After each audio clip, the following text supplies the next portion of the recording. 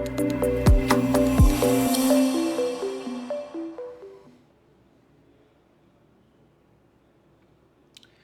right, ladies and gentlemen, hello. My name is Darius Anucauskas, and I'm the global market analyst here at Markets.com. And today is Monday, ladies and gentlemen, the 12th of May, 2025. So, look,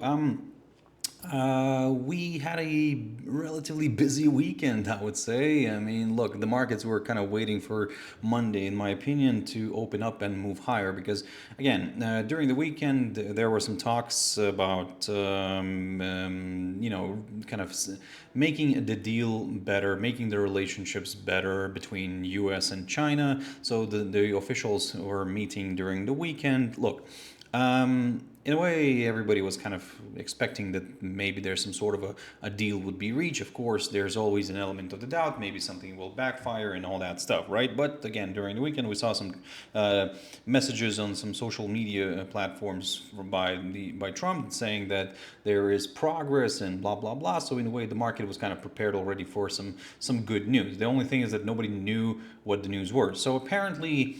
From what's hitting the wires today, and I just wanted to kind of share that with you. So basically, the two sides agreed on a 90-day tariff reduction period, and basically it's like the escalation of the trade war, and basically we're seeing 145% tariff from the U.S. dropping to 30%, and China agrees to drop from 125 to 10%. Well, okay, look.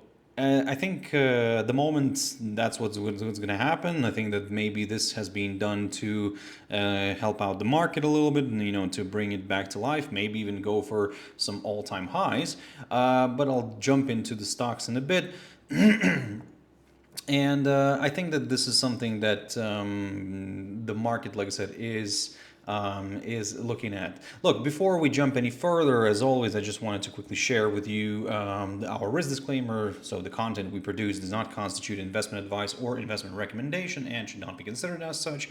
This material should not be taken as an invitation to acquire any financial instrument or product. So yes, like I said, we are going through some interesting times, as always, as every week, in my opinion. I think every week we're having some interesting times, especially with the new administration in the US. I mean, that is just like, yeah, every week some sort of new stuff is happening. Now, look, so I want to quickly jump into the charts here, and the first one I have in front of me is the Dow Jones Industrial Average, the cash index here, and you can see that we are popping nicely. The market is still not open, so I'm recording this before.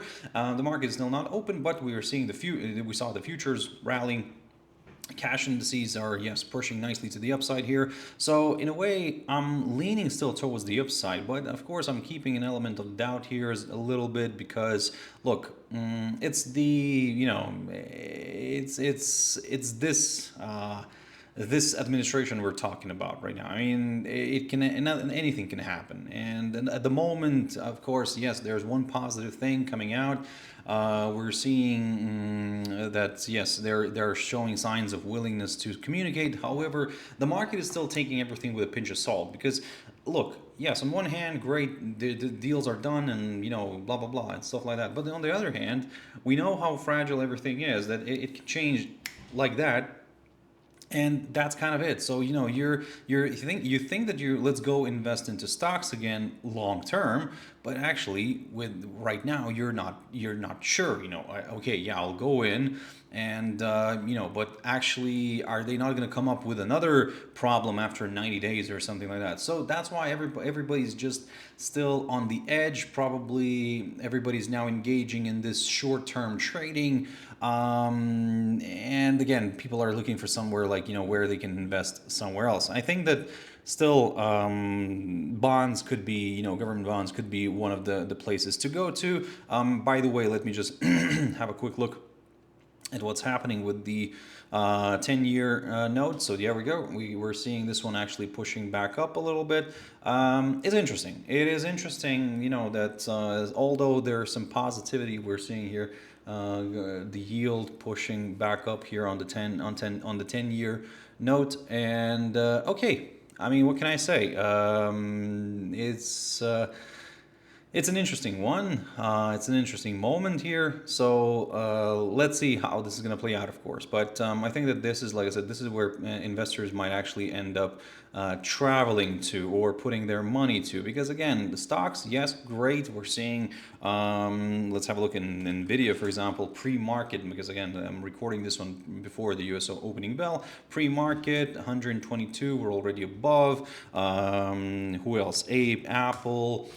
This one, these guys are showing great results right now already, so wonderful. Pre-market trading, so we're going to open up with a nice gap to the upside. But then we're looking at other indices. Yes, so all of them are pushing nicely to the upside. It seems like right now, looking at looking at Dow, or actually more looking at S&P and Nasdaq, we're seeing a nice positivity here, and we're actually not far in a way from hitting the all-time high again. That's the thing. In my opinion, there could be a chance of doing that. We could travel towards the all-time high, but then are we not going to stall here somewhere, like create something like a double top or like a very complex double top here from the technical perspective, of course? That, like I said, there's a lot of questions unanswered. Yes, great news from the weekend, from those China-US talks, but then again, how sustainable is that? Look, tomorrow I think that everybody needs to keep an eye on one piece of economic data that's coming out from the U.S., and that's the inflation number. So the April inflation numbers are expected to come out the same. So the headline year-on-year number is expected to come out the same as previous. The core, yes, the same story on the core. So okay. The interesting bit is that we're not drifting lower, but again, we're not expected to go higher again. If we do come out on the higher side, actually, keep in mind that this is where it could shift a little bit. It could shift towards the point that the everybody will. This is the fear that kicked in when tariffs started coming in. This is when this whole headline battle, between, and not only headline but actually like just the battle of the words started off, and everybody's, I'm going to impose that much tariffs. Oh, I'm going to impose that much tariffs, that many tariffs, and that's, like I said, that's my problem. So the war of words caused so much problems, and we saw this drop, we saw those major declines here. And now the market has been shaken and everything. It's now really difficult to get back this confidence, in my opinion, and that's why I think a lot of investors will be a little bit on the cautious side. Yes, we might see positivity here kicking in a little bit more, but I think it all could be just short-lived. I think profit taking could start, let's say, if we start hitting these recent all-time highs, or maybe we'll create a new all-time high. That's where, like I said, that's where maybe the profits could be taken a little bit off the table. Again, subject to the situation at that moment in the market. And of course, don't get me wrong, the 90 days would help. So basically, in the next 3 months, we could see some nice action to the upside. But again, let's not forget about economic data. If economic data starts hitting us, then, and it's not really favorable for the stock market. Like, for example, higher inflation, maybe unemployment starts dropping because of like the way the market got shook. If that all starts coming in the negative side, yes, great, 90-day period, wonderful, we have that. But will that be enough to kind of drive the market further? Or actually, the market will shift to economic data. The market will probably shift, well, not probably, but the market will shift towards the Fed. They will see what they're planning to do in June. At the moment, they're planning not to do anything with the interest rate. But again, they at the moment, by the end of the year, at the moment they're actually forecasting 2 cuts. So this is the interesting bit. Before it was 3 cuts. Now they're expecting 2 cuts. And the reason for that is that I think the Fed is, in my opinion, seems to be on the reasonable side, because they understand that inflation might pick up. So what kind of interest rate cuts are we talking about? Honestly, that's what I'm saying. So be careful right now. And if the Fed is going to start shifting away from those cuts in a way, those potential cuts by the end of the year, like we're expecting 2 right now, but before we were expecting 3. If the Fed starts shifting away from all that, I really, like I said, I really don't know what they have to do in order to, they totally have to abandon all the tariff war. They have to abandon all these ambitions to kind of are like make it fair for one side or the other side. I think that the market was working okay before that, and now we have this shakeup. Okay, some we can debate this, of course. I mean, this is for the good, like short-term losses for the longer-term gain and all that stuff. Okay, but we don't know the future, and that's we're going from what we see right now. And at the moment, we're seeing a little bit of fear. Um, I think that, like I said, I think that there could be some more upside in the short run, but let's not forget about other economic data, which if comes in on the lower side because of what was done in April, in started happening in March and April. I mean, that's like I said, that we have this knock-on effect, and like I said, the market can get spooked a little bit. Again, my opinion, I'm not becoming here way too pessimist. I don't want to be the pessimist here, but I'm saying that there could be some more downside later on, just because we have this lag. And let's not forget about rational expectations in general.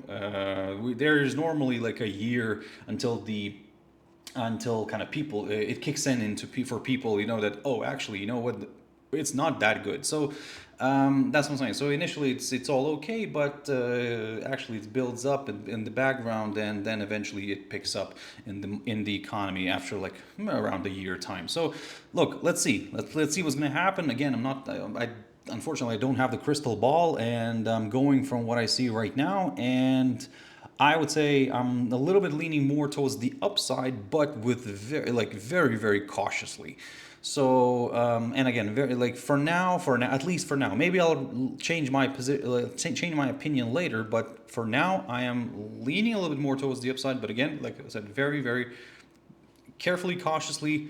I don't know what kind of other adjective to use on this one, but yeah, that's my that's my position. Let me know in the comments what you think, ladies and gentlemen, if you agree or not. But I just would like to know your opinion.